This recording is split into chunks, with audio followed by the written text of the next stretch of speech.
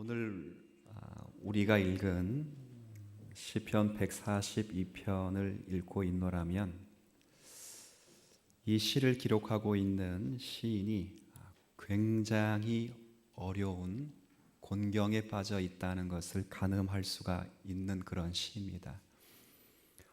거기서 이 시인은 그 애통함과 원통함을 하나님 앞에 탄식하고 있는 그런 시입니다. 그래서 1절에 보면 내가 소리를 높여서 여호와께 부르짖으며 내가 소리를 높여서 여호와께 애원 간구하는도다. 굉장히 어려운 그 시점에서 하나님을 앞에서 하나님을 향하여 탄식하고 있는 그런 시입니다. 그래서 시의 분류상 이런 시를 가리켜 비탄의 시라 이렇게 표현합니다. 비탄, 몹시 슬퍼하고 탄식하는 그런 시다 그렇게 여겨집니다.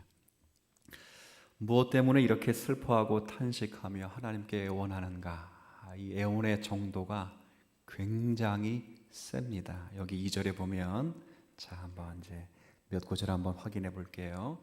내가 내 원통함을 그의 앞에 토로하며 억울하다, 그렇죠? 내 우환을 즉 고통을 그의 앞에 진술하는도다. 그냥 첫 마디가 억울합니다. 이 억울하다는 이 단어가 불공정하여 그리고 마음이 분하고 답답하다 그 말이에요. 하나님 분하고 답답해 죽겠습니다. 억울합니다. 고통스럽습니다. 이 심정이 어느 정도 이해가 될 법도 합니다. 괴롭고 분하고 슬픈 마음들. 우리가 2차 세계대전 때에 많은 나라를 점령했던 그 일본군이 자기 나라의 군인들을 위로하기 위하여 삼은 그 여성들의 역할을 가리켜 위안부라고 하잖아요. 근데 참 못된 것은 지네 나라 여성들은 건들지 않고 피정부 국가의 여성들, 어린 소녀부터 유부녀에 이르기까지 가리지 않고 다 잡아다가 위안부를 시켰습니다. 학계 보고에 의하면 한 여성이 1000명 가까이를 하루에 상대해야 되는 고된 노동이 있죠. 더 제가 학계 보고를 읽은 가운데 더 충격은 7살짜리 아이를 잡아서 위안부로 길러갔다는 거. 너무 가슴이 아픕니다. 흐르는 세월 속에서 그들이 이제 할머니가 되어서 비로소 억울합니다. 원통해 죽겠습니다. 그렇죠? 그간 알게 모르게 인권이 유린되어 있다가 문민정부 들어서서 말할 수 있는 통로가 생기니 그제서야 억울합니다. 죽겠습니다. 지금 시인이 그런 것입니다. 하나님, 억울해 죽겠습니다. 힘들어 죽겠습니다. 왜 내게 이런 일이 생기는 것입니까? 이 시인은 원통할 뿐 아니라 마음이 대단히 상해 있다는 것을 알 수 있습니다.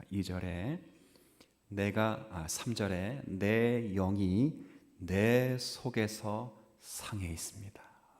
얼마나 영혼이 상해 있냐면 참 힘들다. 3절 후반에는 그래서 내가 가는 그 길에 그들이 나를 잡으려고 올무를 숨겼습니다. 내가 가는 곳곳마다 그 원수들이 그 대적들이 나를 잡으려고 덫을 놓았습니다. 그뿐 아닙니다. 도와줄 자가 없다 이렇게 말합니다. 4절에 오른쪽을 살펴보소서. 여러분, 오른쪽은 보호와 은혜를 상징하는 곳입니다. 여러분, 우리가 노래로도 잘 부르고 우리가 많이 암송하는 시편 121편 5절에 보면 하나님이 너를 지키신다. 그런데 어디서 지켜요? 내 오른쪽에서. 지금은 이제 바뀌어가지고 오른편이 아니라 오른쪽에서 너를 지키시는데 어떻게? 너에게 그늘이 되신다. 그래서 오른쪽이란 말은 보호와 은혜입니다. 그런데 여기 오른쪽을 살펴보십시오. 그 4절 없고 없습니다. 내게 도움을 줄 사람도 없고 내가 피할 곳도 없고 나를 지켜줄 사람도 아무도 없습니다. 보호와 은혜가 끝쳐 있는 바로 그런 자리이죠. 우리의 현실 속에는 어렵고 힘들어도 아는 사람들의 도움이 있을 수 있습니다. 친지들이 있고 또 힘들 때는 목사님 신방아 주세요 라고 부탁할 사람도 있습니다. 그런데 지금 이 시인은 전혀 그런 자가 없습니다. 아마도 이 시편 기자가 어려움에 빠진 것을 보고 모두가 일부러 외면한 것으로 보이는 그런 상황입니다. 그때 바로 이 시인이 여호와 하나님께 소리 높여 애원하고 있는 시점입니다. 이 상황이 얼마나 힘들었으면 자신의 상황을 이렇게 표현합니다. 6절 보세요. 6절. 나의 부르짖음을 들으소서. 나는 심히 자신의 심리적 상태입니다. 비천하에 있습니다. 7절. 내 영혼을 어디에서 이끌어내달라고요? 감옥에서. 지금 나는 상당한 비천한 자리에 있고 내 영혼은 마치 감옥에 이끌려 있는 것처럼 주님 내 영혼을 감옥에서 이끌어내사 주의 이름을 감사하게 하여 주옵소서. 비천옥. 지금 이 시인이 겪고 있는 모든 상황을 통해서 그 마음이 찢어지는 듯하고 원통하고 마음이 상해서 견딜 수 없는 심리적인 표현을 하고 있는 것입니다. 우리가 이런 시편을 읽으면 이런 생각을 하죠. 정상적인 사람이라면 참 힘들겠다. 제가 읽으면서 그래, 참 힘들겠다. 원통하고 영원히 상해 있고 도움을 청할 곳이 아무도 없습니다. 말 그대로 고립무원의 지경에 이르게 되었습니다. 그런데 참 더 놀라운 것은 지금 이 곤경에 처해 있는 사람이 누구냐 그 말이면 누구냐. 자 한번 제목 맞았어요. 제목 한번 같이 읽어주세요. 표제 시작. 마스길 곧 기도. 자, 이 상황에 처해 있는 사람이 누구라고요? 다윗. 이 억울한 상황에 들어간 상태에 들어간 사람이 누구냐 할 때 놀랍게도 다윗입니다. 다윗이 굴에 있을 때에 지은 마스길 교훈 곧 기도라. 그러니까 이 기도는 교훈을 주기 위하여 기록되어 편집된 시라 이렇게 이야기를 하는 것입니다. 어떤 교훈인지는 조금 이따 살피도록 하죠. 굴에 있다. 다윗이 굴에 있어? 왜 있을까? 소풍 간 거 아닙니다. 다윗이 왕이 되기 전에 자신을 시기한 그 사울 왕의 박해를 피하여 도망가다가 결국 피할 곳이 없어 아마 이때 사무엘상 22장의 배경으로 여겨지는데 아둘람 굴이라고 하는 그 굴의 은신에 있는 그때에 기록한 시입니다. 여러분 다윗이 누구지요? 다윗이 누굽니까? 골리앗 앞에 멋지게 등장해서 이스라엘 백성들에게 유일무이한 신앙 고백을 남긴 사람 아니에요. 너는 칼과 창과 단창으로 내게 나오지만 나는 내가 모욕하는 만군의 여호와 이름으로 너에게 나아가니라. 여호와의 구원하심은 칼과 창에 있지 아니면 온 천하에 내가 만민에게 알게 하리라. 이 고백은 아무나 한 고백이 아니라 그리고 실제 이 고백을 하고 골리앗을 때려눕히고 골리앗의 목을 벤 사람이 다윗입니다. 온 이스라엘 백성들이 다윗의 그 유명한 신앙 고백과 그의 용단 있는 하나님 앞에 결단 있는 그 신앙을 칭찬하여 사울이 죽인 자는 천천히요 다윗이 죽인 자는 만마요 유행가사 전체가 그냥 칭송을 받은 사람이고 하나님도 내 마음에 쏙 든 사람이라 기도의 사람이다 신앙의 사람이다 칭찬한 다윗입니다. 그래서 우리 모두는 언제나 이 다윗을 보면 신앙의 좋은 모델로 제시된 사람들이죠. 다윗처럼 이름도 다윗. 그런데 왜 다윗에게 이런 어려움을 만날 수밖에 없는 자리에까지 물려오는가? 단순한 어려움이 아닙니다. 아주 인생 일대의 절체절명의 위기의 상황. 여러분 가운데 이런 분이 없으리라 믿습니다. 다윗이 죄가 많아서라다. 그러면 저는 어떻게 살 겁니까? 저뿐만 아니라 여러분들은 어떻게 서겠습니까? 그렇지 않습니다. 오늘 왜 이런 어려움을 겪게 하시는 것일까? 그리고 이를 통해서 하나님은 다윗에게 무엇을 만들어 내시려는 것일까? 오늘 함께 묵상해 보면 좋겠다, 그런 생각이 듭니다. 우리가 보통 신앙생활을 하면 이렇게 생각하는 경향이 참 많습니다. 신앙을 어떻게 생각하냐면 하나님이 나를 사랑하시고 나를 축복하시면 하나님은 나에게 짐을 지우지 아니하실 것이다. 아멘 안 했죠? 네. 아멘 했을까 봐 지금 제가 잠깐 머뭇고. 그렇죠. 그렇게 생각 많이 하죠. 그래서 많은 신앙인들이 내가 믿음이 좋으면 걱정 안 해도 되고 수고를 안 해도 되고, 제가 지난번 말씀 한번 드렸잖아요. 머리도 안 써도 되고 몸도 안 써도 되는 일이 우리 가운데 있을 것처럼 생각을 합니다. 실제로 그래서 많은 신앙인들의 기도가 끊임없이 어디에 초점이 맞춰져 있냐면 나는 가만히 있어도 모든 게 내 위주로 착착착착 달라붙듯이 모든 일들이 이루어지기를 소원합니다. 머리 쓰는 것도 없고 몸 쓰는 일도 없고 걱정도 없고 염려도 없으면 좋겠다, 그런 생각을 합니다. 그 기도가 제가 나쁘다 하는 게 아닙니다. 우리는 기도가 다 그럴 수밖에 없는 존재라 그 말입니다. 이것이 우리의 신앙입니다. 그런데 문제는 신앙이라고 하는 것은 꼭 그렇지만은 않다는 것이 오늘 다윗의 예로 오늘 우리에게 말씀하고 있습니다. 누구를 보면 알 수 있는가? 오늘 다윗이며 다윗. 제가 좀 서두에 말씀드린 것처럼 이 구약의 인물 가운데 다윗처럼 믿음이 좋은 성도가 있을까? 제가 이렇게 반어법으로 물어본 거는 다윗이 믿음이 좋다가 말입니다. 제가 이번 주 우리가 매일 시편 2장씩 읽고 있잖아요. 132편을 묵상하다가 너무 은혜 받고 너무 감동이 된 내용이 있습니다. 찾지 마시고 나중에 제가 한번 읽어보시고 제가 구두로 설명할게요. 시편 132편을 보면 저는 확신하건대 제 확신이 맞다고 생각합니다. 그리고 여러 주의 성경 신학자들도 그렇게 지지하고 있습니다. 그 시는 다윗이 기록한 시가 아니라 그의 아들 솔로몬이 다윗을 기념하여 성전을 건축한 다음에 하나님께 봉헌한 시입니다. 1절에 보면 우리 아버지 다윗을 기억하옵소서.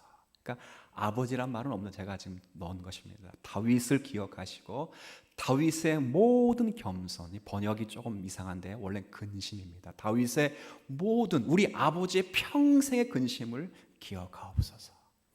이게 솔로몬의 기도입니다. 솔로몬의 시입니다. 그래서 132편에는 전반부에는 다윗의 근심이 무엇이었는지, 아들이 본 아버지의 평생의 근심이 무엇이었는지, 그리고 후반부에는 그 아버지의 근심에 응답하신 하나님의 응답이 무엇이었는지, 이게 시편 132편의 구조입니다. 다윗의 평생의 근심이 뭐였을까요? 이 솔로몬은요, 언제 태어났냐면 다윗이 30살의 왕이 되고 40년 동안 왕 노릇합니다. 근데 그 가운데 20년째 되던 해에 태어났습니다. 그럼 그때 다윗의 나이는 몇 살이에요? 자, 30년 30년의 왕이 돼가지고 40년을 통치했는데 20년 때 났으니까 몇 살이에요? 수학을 물어보면 답을 하실 텐데 산수를 물어봐서 유치해서 답을 얼마나 예쁘겠습니까? 그리고 40년 가운데 반 정도 20년을 통치할 그 시점에는 팔레스틴 모든 곳이 다 다윗에게 굴복한 시점입니다. 가장 강력한 나라의 절대 군주의 아들로 태어났습니다. 다윗도 절대 군주가 되었습니다. 가장 괴롭혔던 모압도 암몬도 이스라엘 나라에 부복하고 무릎을 꿇고 조세를 바칠 정도로 절대 평화의 나라를 이루었습니다. 그때 아이를 낳고 그 아이가 평생 20살까지 아버지가 살아계시는데 그 아버지의 평생의 근심, 무슨 근심인지를 모르나 그 근심 때문에 밥을 드시지 못하고, 성경에 132편에 나와 있어요. 어떤 근심 때문에, 그 근심 때문에 잠을 주무실 수 없는 그 근심. 제가 이 성경 읽으면서 많이 반성했어요. 우리 아들 우리 딸들이 나를 보면서 우리 아버지의 근심은 뭘까? 돈, 공부. 제가 이렇게 이야기하지는 않습니다만 그런 게 혹시 아닐까? 여러분의 자녀들이 여러분 보고 무슨 근심을? 우리 아버지 평생의 근심은 성공. 1등. 돈. 다윗의 평생의 근심. 무엇 때문에 먹지 못하고 무엇 때문에 자지 못하는가? 그의 근심이 뭐지요? 하나님, 나는 이렇게 평화로운 궁에 거하는데 아버지의 법궤는 바람이 불면 너풀너풀거리는 천막에 거하고 있으니 내가 밥을 먹어도 소화가 되지 않고 잠을 자도 잠이 오지 않습니다. 20년 동안에 하나님이 허락하시면 금방이라도 짓지요. 그런데 허락하지 않고 다윗이 죽기까지 그 응답을 솔로몬 이후에 주셨으니 평생에 다윗이 밥을 드지 못하고 잠을 못 주무면서 항상 그 근심을 갖고 사는 거예요. 이보다 믿음 좋은 사람이 있어요, 세상에? 여러분 중직자 가운데 자녀들이 우리 아버지 우리 어머니 늘 교회 걱정이야. 교회 걱정. 누가 아프면 밥을 못 먹고 누가 기도 제목이 있으면 뭐 편히 잠을 못 주무셔. 우리 아들이 막내 아들 그러니까 아들이 몇 명 있는 거 같네. 말이 잘못 나오네. 막내 이놈이 요즘 계속 저에게 아빠는 목사님 아니지 시찬이 아빠지? 한번 물어봐요. 너무 기분이 좋았어요. 내가 교회 걱정만 하니까 이놈의 자식이 드디어 나를 목사로 보는구나. 그게 아니더라고요. 성도님들이 놀려서 시찬아, 목사님 아빠는 네 아빠 아니고 우리 목사님이야. 우리 목사님. 하도 놀려가지고 지금 계속 그러고 있습니다. 놀리지 마십시오. 설교 때나 이런 얘기가 좀 언제 하겠습니까 제가. 그죠? 시찬이가 저를 보면서 우리 아빠의 평생의 관심 돈 공부 성공.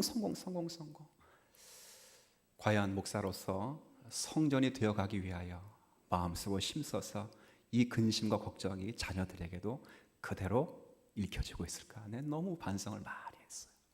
다윗처럼 믿음 좋은 사람이 어디 있어요 세상에. 그렇죠? 그런데 왜 하나님께서는 이렇게 그에게 고난을 받게 하시는가? 뭘 잘못했는가? 잘못한 거 없어요.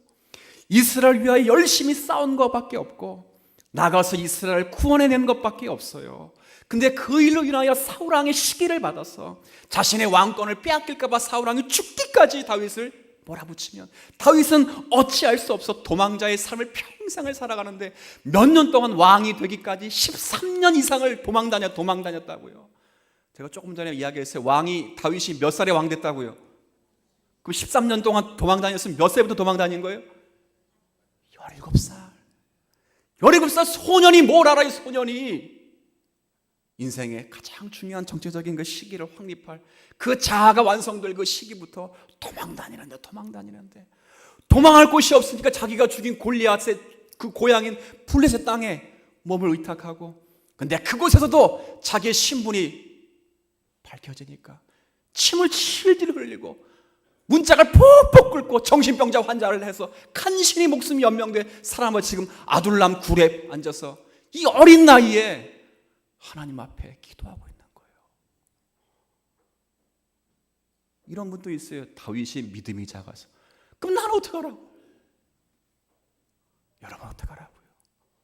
뭡니까 이거? 예? 왜 인생을 가만히 두지 않으시는 건가? 왜 이렇게 고난을 보이시는가? 그죠? 그럼 우리는 하나님 앞에서 어떻게 살란 말인가? 골리앗 앞에서 그렇게 유명한 신앙 고백을 한 사람은 이스라엘 유독 한 사람 누구? 다윗밖에 없어요. 다윗 이야기가 감이 없습니까? 우리 이야기 해볼까요? 오늘 우리를 봅시다. 오늘 예배드리는 우리 모든 성도 여러분, 저는 믿음이 여러분이 작다고 결단코 생각하지 않습니다. 믿음이 좋으니까 이 추운 날, 놀러가도 될 충분한 날, 이 아침에 여기 나와 뭐라고, 목사의 말이 뭐라고 하나님의 말씀인 줄 알고 귀를 기울이십니까? 여러분, 믿음 있는 없는 분들이 아닙니다. 나름 하나님 앞에 살도록 열심을 다해 살아오시고 성경 읽고 기도하고 축복하고 말씀의 은혜도 받고 때론 교회 생활 헌신하고 봉사하지요. 그런데 우리의 삶은 늘 불안합니다. 유리판을 걷는 것처럼 불안하고, 그래서 오죽하면 호사 다마라는 말이 있겠습니까? 좋은 일이 많으면 오히려 불안할 정도로 겉으로는 신앙생활 잘하는 것처럼 보이지만 다 속을 까집어 놓으면 문제없는 사람이 없더라. 이것이 제가 교회를 섬기면서 내린 결론입니다. 그렇죠? 그러니까 목사님, 내 이야기 한번 들어주실래요? 하나님 살려주시겠습니까? 그렇게 하는 거죠. 왜 하나님은 이런 고난을 우리에게 주시는 것일까? 왜 하나님은 자기 백성, 아니 오늘 기록하고 있는 다윗을 가만히 내버려 두지 아니하시는 것일까? 왜 그래요? 왜 하필? 자, 답을 이제부터 드리겠습니다. 잘 들으십시오. 왜 그렇게 하시는가? 왜 그렇게 하시는가?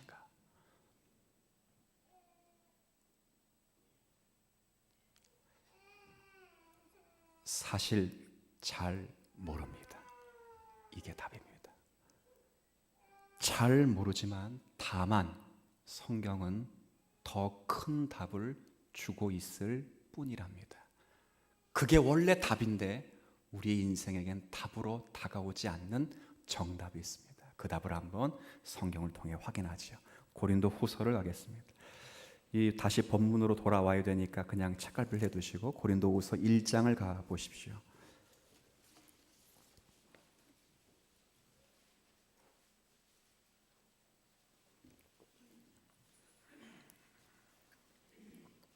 고린도후서 1장 8절부터 10절까지인데 제가 가진 신약 성경은 287쪽 전후가 됩니다. 287쪽 신약 성경 고린도후서 1장 8절부터 10절을 제가 읽어 드릴 텐데 여러분 좀 잘 보십시오. 형제들아, 우리가 아시아에서 당한 환난을 너희가 모르기를 원하지 아니하노니 반드시 알기를 원한다. 그런 말이죠.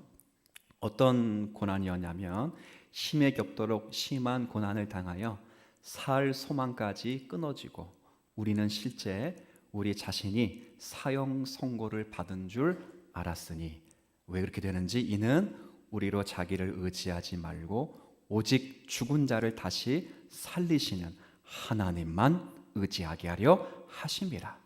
그가 이같이 큰 사망에서 우리를 건지셨고 그리고 또 건지실 것이며 이후에도 언제나 건지시기를 오직 하나님께만 바라보도록 하기 위하여 이 환난을 받은 것이다.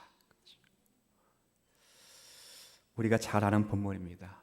바울이 고린도교회 편지를 쓰면서 갑자기 자신이 당한 옛적 일을 기록하고 있습니다. 어떤 일을 당했는지 여기 소개하지 않습니다.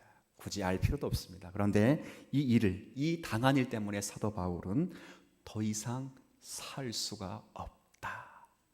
더 이상 소망이 없다. 나 죽었다. 이제 끝이다. 라고 생각을 했다는 것입니다.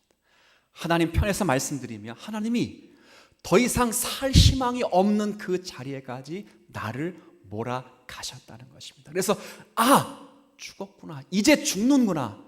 더 이상 살 희망이 없다. 이렇게 하나님이 날 몰아가셨다. 그 말이에요. 그런데 바로 이 일을 통해서 바울이 큰 일을 깨달았다고 합니다. 뭘 깨달았다고요? 나를 의지하지 않고 죽은 자 가운데 죽은 자를 살리시는 하나님만을 의지해야겠구나. 이것을 생각하며 깨달았다는 것입니다. 그리고 말합니다. 이것이 믿음이라는 것을. 바로 하나님이 이것을 원하시는구나.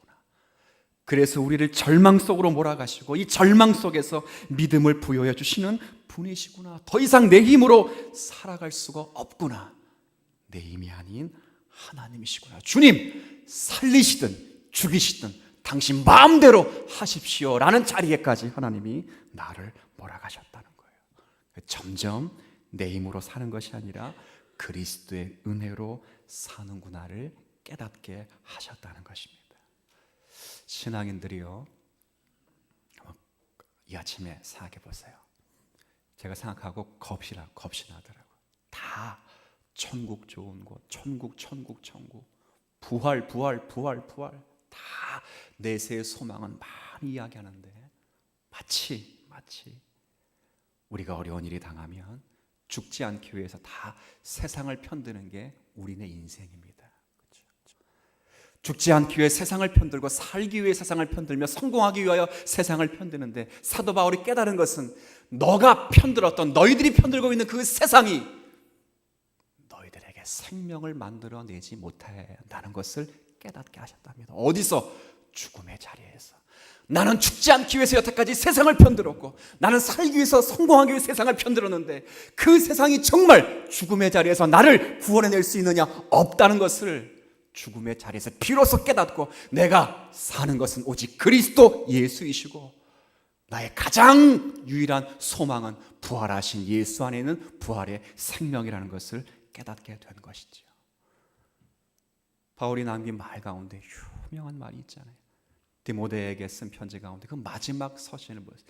이 바울 서신의 마지막 서신은 디모데 후서입니다. 목회자들 읽으면 마치 유언 같은 사도의 내용들이 기록되어 있습니다. 거기 보면 디모데후서 1장 12절에 내가 이로 말미암아 고난을 받되, 복음으로 말미암아 고난을 받는답니다. 고난을 면제하지 않습니다. 고난을 받습니다. 그런데 중요한 건 고난을 받되 부끄러워하지 않을 것은, 좌절하거나 실망하거나 낙심하지 않을 것은, 왜? 내가 믿는 자를 내가 알고 내가 그에게 부탁한 것을 그날까지 지키실 것을, 그가 이루실 것을 확신하기 때문이다, 그 말이에요. 내가 믿는 하나님을 알고 내가 하나님께 부탁한 그 생명, 내 생명이 내 손 안에 있는 것이 아니라, 내가 세상을 편든다고 세상이 내 생명을 보존해 주는 것이 아니라, 내 생명은 오직 주님께 있다는 것을 주님이 아시고 주님이 정하신 생명까지는 주님이 지키실 것이니, 내가 이 복음 때문에, 신앙의 연단 때문에 내가 결코 좌절하지도 낙심하지도 아니하리라. 왜 이런 얘기하는 거예요? 디모데가 복음 때문에 고난받는 걸 부끄러워했거든요. 고난 때문에 매맞는 거 힘들었거든요. 고난 때문에 정죄당하는 거 힘들었거든요. 21세기 지금의 한국 시대의 기독교인을 사는 거 부끄럽거든요. 도망가지요. 숨지요. 바울이 말하는 것입니다. 네 생명 네 거 아닌데 주님이 네 생명을 지키는 것까지, 그날은 주님이 지키시는데 네가 뭐라고 부끄러워하느냐? 그러지 말라는 것입니다. 다윗이 고난을 통하여 무엇이 만들어졌는지 한번 보시죠. 다시 시편 142편으로 한번 건너가 보십시오.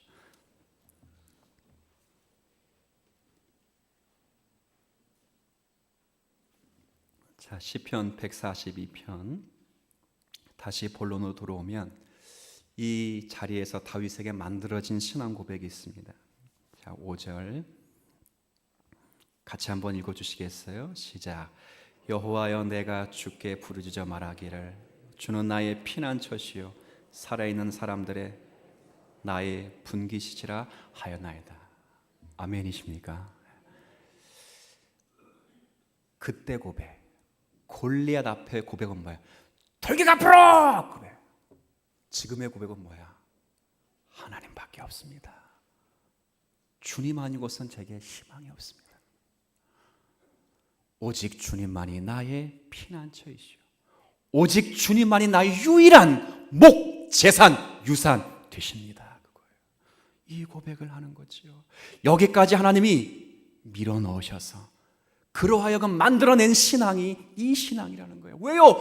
다윗은 이스라엘 나라의 왕이 될 사람의 왕이 되어서 자식의 힘으로 이 나라를 다스려가는 것이 아니라, 다윗의 대적들을 제압해서 그 나라가 번성할 나라가 아니라 이스라엘 나라, 그 백성 모든 시민들은 누구의 힘으로 유지되는가?